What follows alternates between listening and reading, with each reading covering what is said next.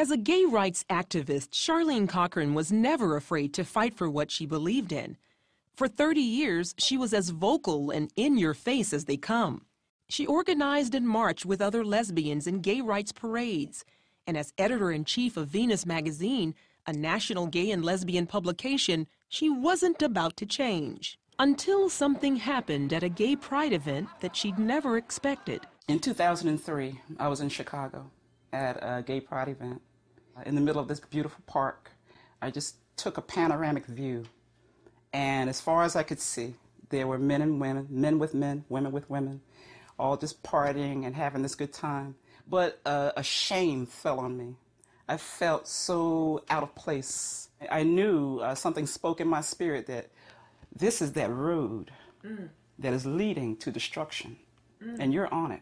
It took several years to come to terms with this vision, and during that time, Cothran continued to publish her gay and lesbian magazine. But she couldn't escape the message she'd heard that day in 2003. I kept myself busy with marches and activism and magazine publication and appearances. I always had that, you know, in the still of the night, when everything is over, you're just tired and everything is over, there's still that little voice. You're not right with God. Cothran says she longed for peace, but even in the midst of a long-term relationship, she felt intense loneliness. She'd grown up in a Christian home and had come into the lesbian lifestyle at 19 after several bad relationships with boys. I didn't want anything to do with men anymore. I was away at college, and of course that was a whole new world. Yeah. And in that world there were many, many women who were attracted to me. And of course I was attracted to them.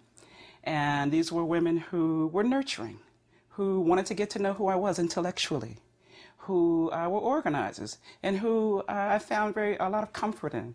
And it felt good, it felt right. But by 2006, it didn't feel right anymore. Then in June of that same year, a local pastor called Cothran regarding an article in one of her publications. She didn't know anything about Cothran's life and proceeded to talk to her about God.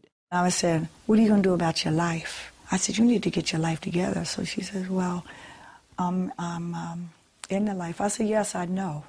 That's why I'm talking to you. I said, but you don't have to stay in the life. You can be delivered today, right now, right where you are. They talked for a while, and Cothran remembers her words. I can tell that you want to come back to God, but you feel unworthy. You feel that God can't use you because you've been marching and publishing, and you've been, you know, such a proud lesbian all these years. She said, but that's not true. He's waiting. That day changed everything for Charlene Cothran as she finally asked Jesus Christ to come into her heart and forgive her. It was a personal transformation she immediately wanted to share with her gay and lesbian followers. She wrote a front-page article in her magazine called Redeemed, 10 Ways to Get Out of the Gay Life If You Want Out. When the Lord saved me, I knew that everything would change. All of the editorials in my publication, the mission of the magazine has changed. We're going to be calling people out of homosexuality. Most of the response from the gay and lesbian community has been fierce and negative. But she says she knows that many of them are just as conflicted as she was. In order to fill up this empty space, they pretend to put on this wonderful face how gay and happy I am, when in fact at the end of the day you can just about find people who are just as lonesome. That's the real story. There's a lot of loneliness in the gay community that's not talked about, and it is real. But there has been positive feedback as well. Cothran says she gets lots of emails from people who say they struggle with homosexuality and want out. I know people probably ask you, you know, do you still have feelings for women? Are you dating a man? I'm living a celibate life, and I am so focused on spirit right now. I have no urges for anyone, man or woman.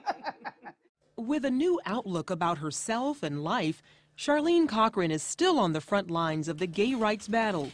Only now she sees it as a spiritual fight to lead others to the freedom she's found. Our mission now is to educate and to turn people away from the homosexual lifestyle simply by presenting the truth. We simply want to have people to question what they've learned through the pages of Venus magazine over the past 13 years.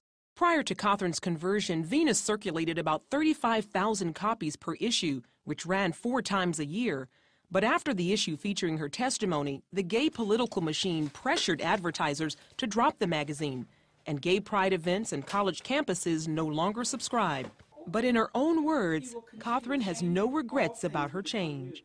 There is such a joy and a peace that you can't find in the club. I don't care how good the music is. You can't find it in the middle of a gay pride parade. I don't care if you're on the biggest and prettiest float. The peace and the joy that I have, I wouldn't trade for anything.